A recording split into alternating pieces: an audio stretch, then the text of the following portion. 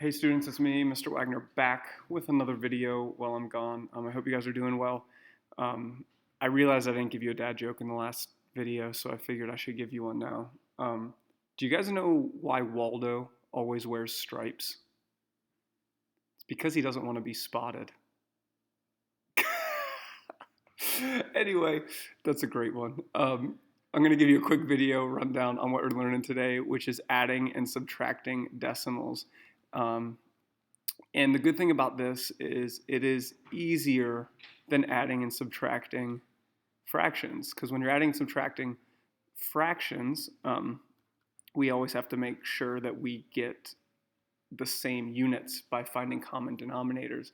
But with decimals, we're using our place value system, so as long as we line everything up, it should look a lot like you learned when you learned how to add in elementary school. It's not too hard, so let's take a look. Let's go with 0 and 87 thousandths.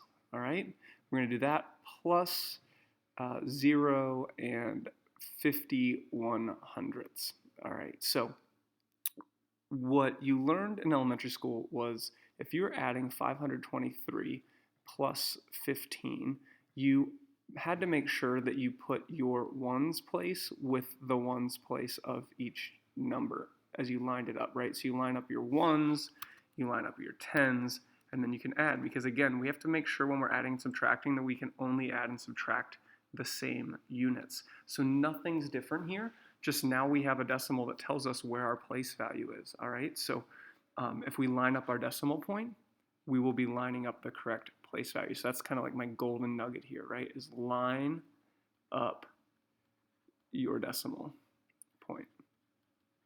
And if you do that, the rest is going to be easy, all right? So let's do this one real quick. Here we go.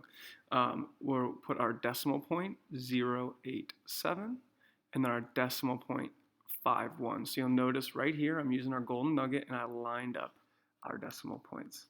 So there's nothing here, so we can fill it in with a 0 if you want. You don't have to, but it's saying we have 0 thousandths in this number.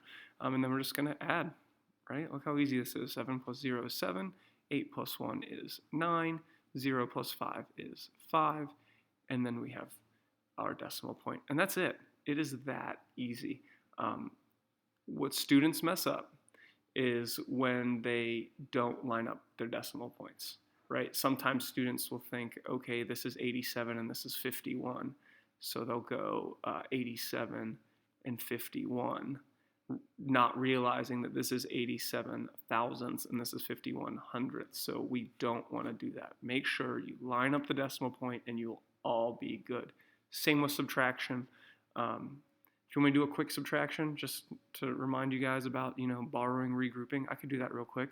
Let's do 2 and 32 hundredths minus 0 and 71 hundredths. And this is, obviously, you're going to be using this if you're using money, right? Money uses decimals. So if you're used to doing adding and subtracting with money, you're going to be pretty used to doing adding and subtracting with decimals. So here we can't subtract the 7 from the 3, so let's regroup this one, we could call it $1, right, into a bunch of tens, and then we have 13 minus 7 is 6.